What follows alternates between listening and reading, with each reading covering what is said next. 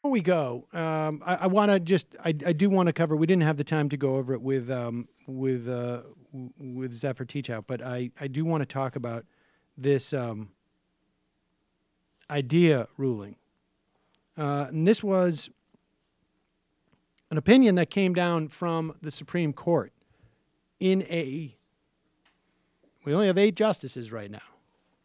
It was not a split court at all. It was actually a unanimous decision by the Supreme Court that came down and basically, I mean, I think this was just a coincidence, drew attention to an opinion issued by Gorsuch on the 10th Circuit. It's a 2008 opinion, which involved the Individuals with Disability Education Act idea. This came up quite a bit with Betsy DeVos, too.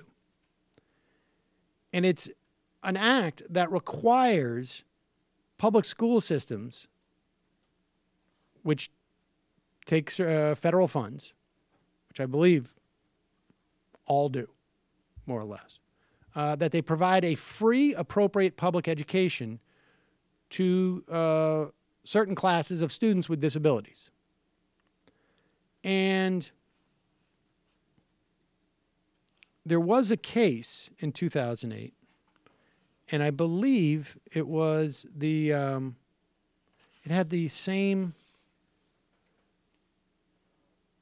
I don't know if it was Thompson RJ School District versus Luke P. was the 2008 case. The Supreme Court had a case, a different case involving a different school district.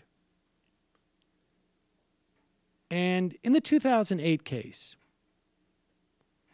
Gorsuch wrote that the school the school district complies with the law, with the IDEA Act, so long as they provide education benefits that must merely be more than de minimis.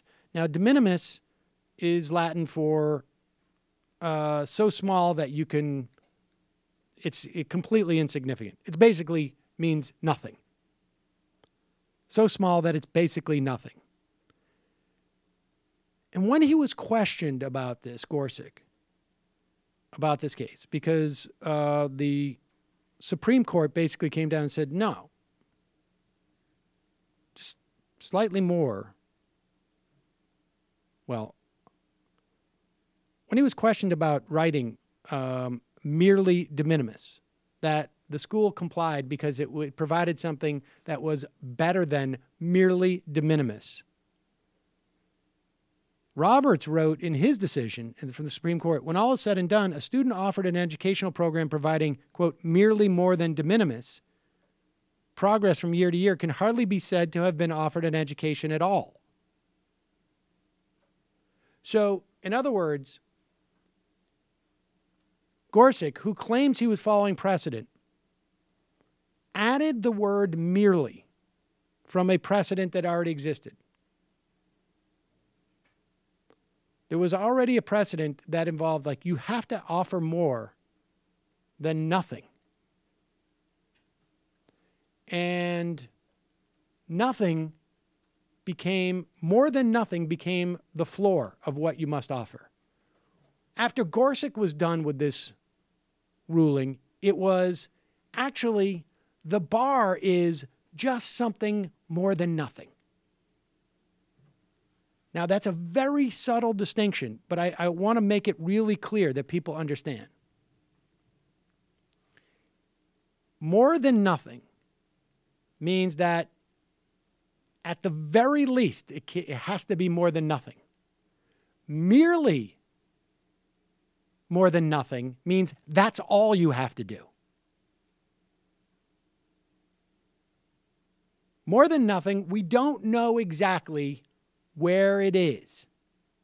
Merely more than nothing, we know is just above nothing. And that's what he's saying it has to be offered in terms of education for students. So he, A, is a heartless SOB. B, was not following precedent, but was shaping precedent, slightly shaving that precedent, put a little garnish on it, which fundamentally changed the taste of that precedent, and it fundamentally changed it so much so that he was shot down by 8 justices on the Supreme Court. So it just gives you a sense of how meticulous this guy was as a judge, but also how ruthless.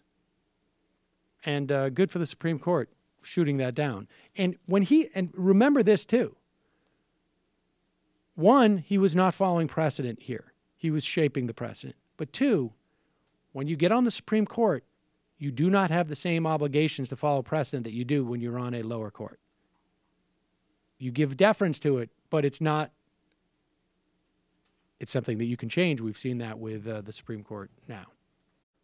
Hey folks, Sam Seder here. Donald Trump can kiss all of our asses. And one way he can is by you subscribing to this channel. I don't know how that works.